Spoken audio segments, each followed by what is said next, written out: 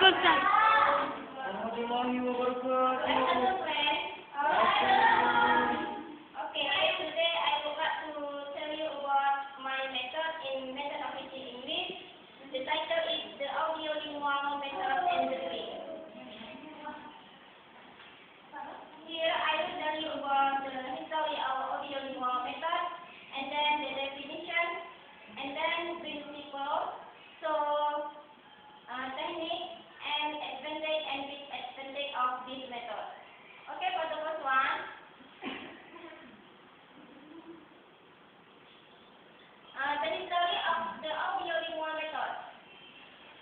Audiolingual method pada awalnya yaitu tercipta sebelum Perang Dunia Kedua yang dinamakan dengan simple theory, bukan audiolingual atau drilling. Dan selanjutnya diubah menjadi army method yaitu pada pertengahan Perang Dunia Kedua.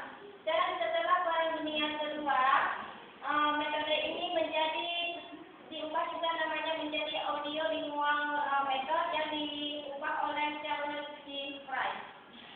Okay, and then definition of audiolingual.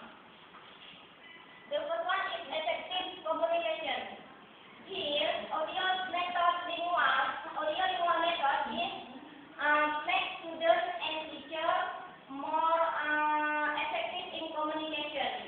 Jadi di sini guru dan siswa akan berkomunikasi secara aktif dan mereka tidak fokus pada writing ataupun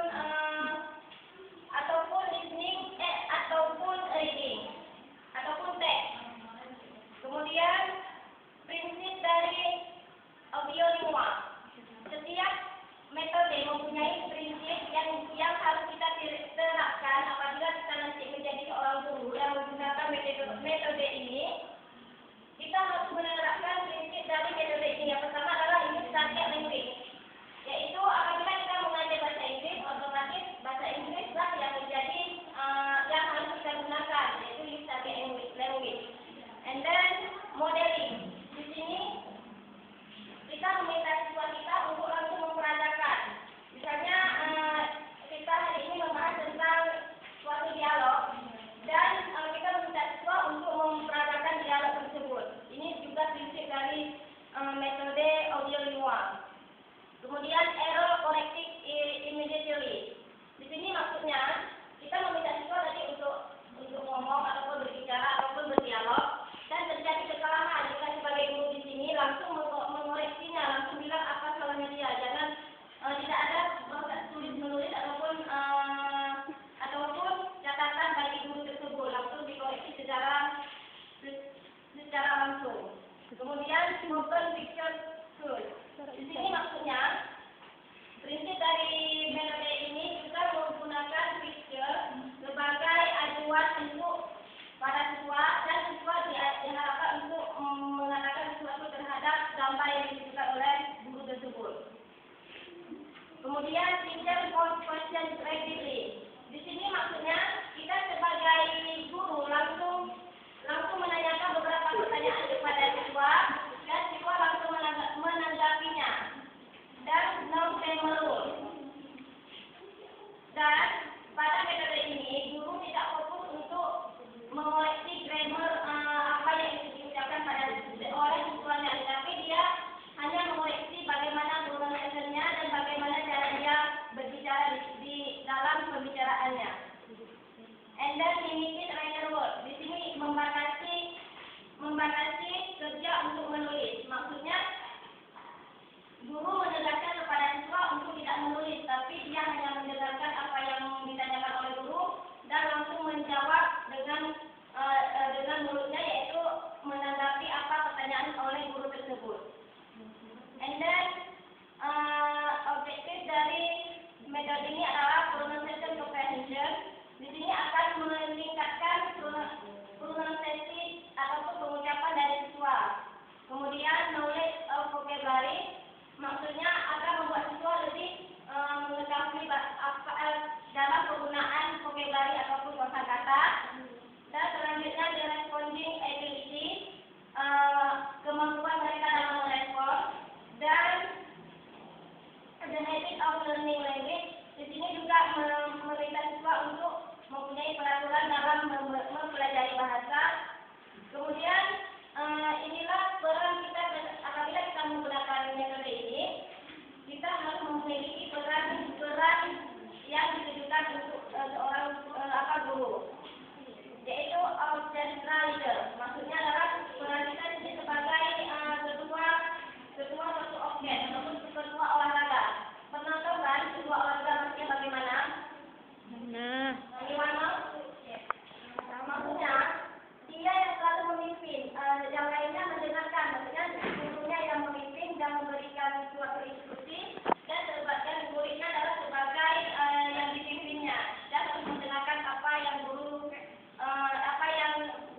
ataupun instruksi dari guru tersebut.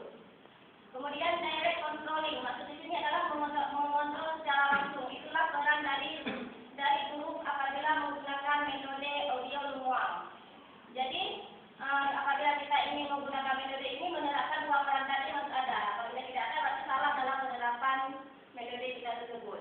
Dan di sini peran seorang siswa, dan ini yang pertama adalah model speaker.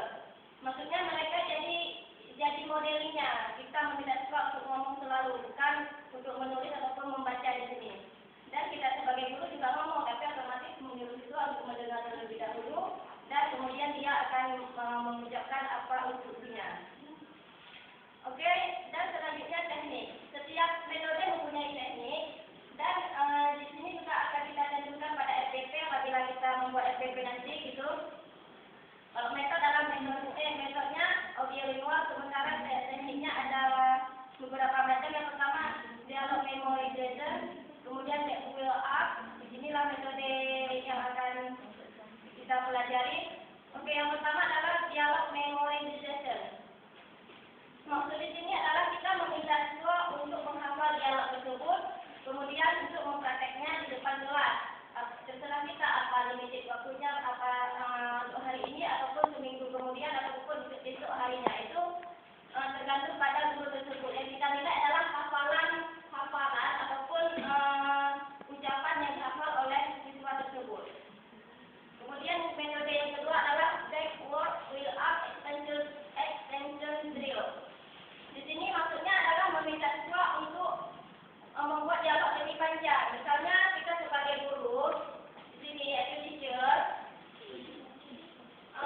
kita hanya memberi kata-kata matematik, dan kita meminta siswa untuk membuat kalimat secara ulangi. Dan di sini siswanya misalnya membuat kalimat tulis tadi matematik.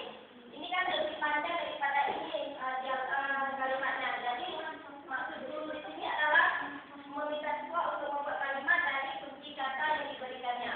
Inilah teknik yang kita gunakan. Kemudian repetition drill. Di sini guru yang mengatakan, siswa yang mengikuti. Dan kita harus mengetahui juga setelah kita katakan, kita mendengar apa ucapan orang ini benar atau salah. Dan itulah penilaian kita. Contohnya, misalnya di sini bilang I study every day. Semua guru juga, semua murid akan mengikuti ataupun mengulanginya. Kita juga bisa menggunakan teknik ini. Kemudian translation drill. Di sini adalah guru memberikan sebuah kalimat dalam bahasa Inggris atau bahasa Indonesia. Apabila bahasa Inggris, dia pasti mentranslatekan ke dalam bahasa Indonesia, dan begitu juga sebaliknya. Jadi di sini juga aktif untuk antara mendengar dan berbicara. Ingat ya, dalam metode ini tidak ada namanya writing ataupun reading skill. Oke. Dan selanjutnya adalah transformational drill. Di sini baru ada kaitannya dengan grammar, yaitu di mana kita meminta siswa apabila yang pertama kita beri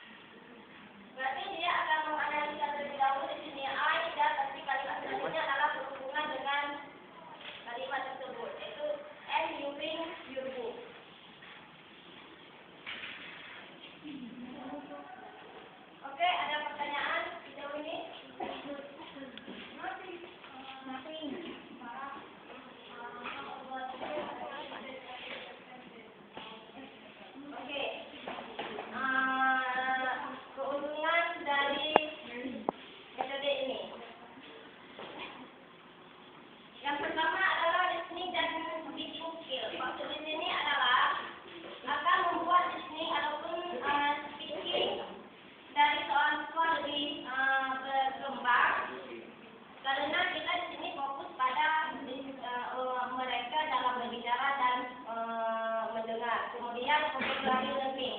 Di sini kita keuntungan lainnya akan membuat siswa akan lebih berkembang dalam mempelajari kosakata. Dan otomatis membuat siswa akan menghafal kosakata banyak. Kemudian quickly communicate. Akan secara tidak langsung mereka akan berkomunikasi dengan kawan-kawannya dan misalnya dalam bahasa Inggris. Otomatis keuntungan mereka adalah bisa berkomunikasi dengan kawan secara tiba-tiba atau secara langsung. Oke, Nurul, itu merupakan keuntungannya. Dan ada juga ketidakuntungannya atau berlebihan juga kelemahannya. Karena adalah membuat bagi siswa yang merasa bosan apabila kita menggunakan metode ini saja gitu kan, hanya meminta siswa untuk ngomong dan mendengar, tidak memintanya untuk menulis, dan mereka akan bosan. Dan yang kedua, banyak student dalam kelas. Di sini maksudnya adalah di sini menarik metode ini, maka otomatis siswa akan banyak yang masuk ataupun mengikutinya. Tetapi bagi siswa lainnya tidak suka untuk keramaian. Itulah kerugiannya. Oke?